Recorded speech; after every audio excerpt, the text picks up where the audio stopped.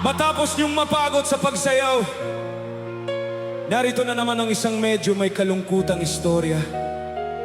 Isang mahirap na pamilya na personal niyang nasaksihan ang kanilang buhay.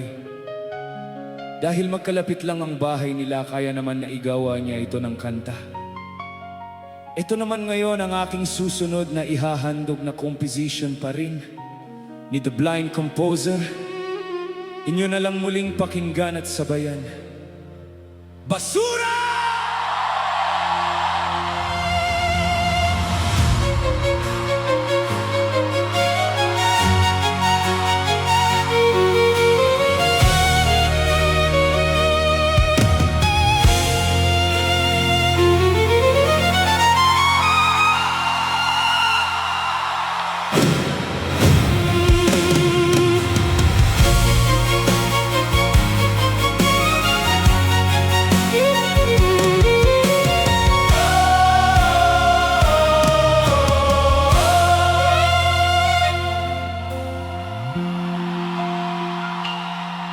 May isang munting tahanan, sira-sirang yero ang bubungan. Dito'y may nakapatong gulong ng sasakyan, para hindi tangayin ng malalakas na hangin. Kanyang dingding, mga sako at kawayan.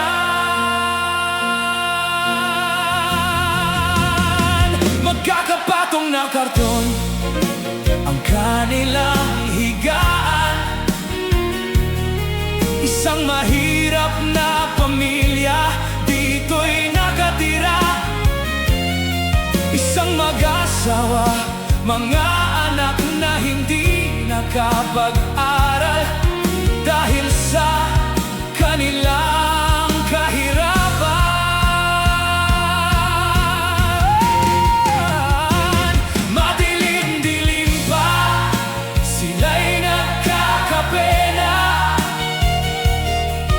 Kanilang inaabangan mga truck ng basura, pangunguha ng kalakal. Kanilang ikinabubuhay, kanilang iniipon, mga lata, bote at bakal.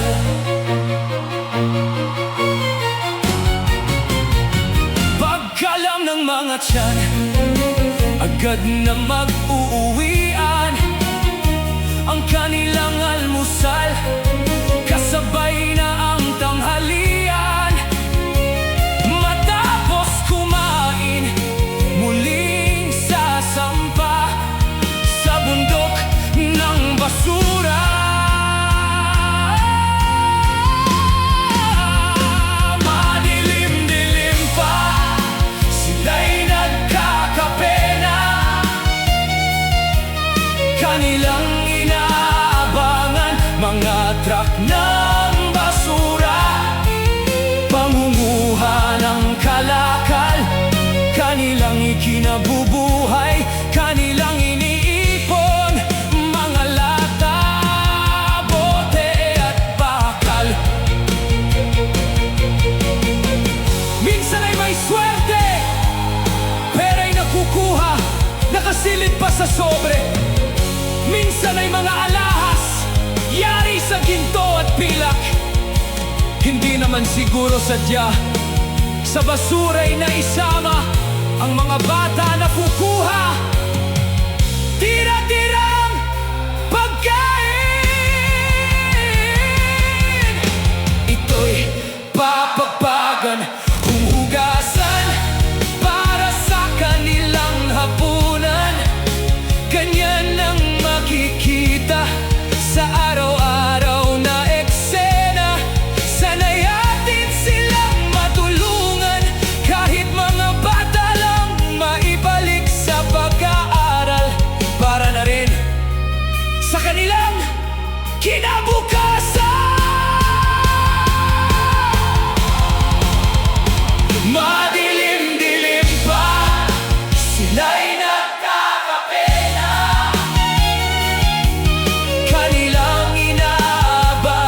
mga truck ng basura, pangunguha ng kalakal, kanilang ikinabuhi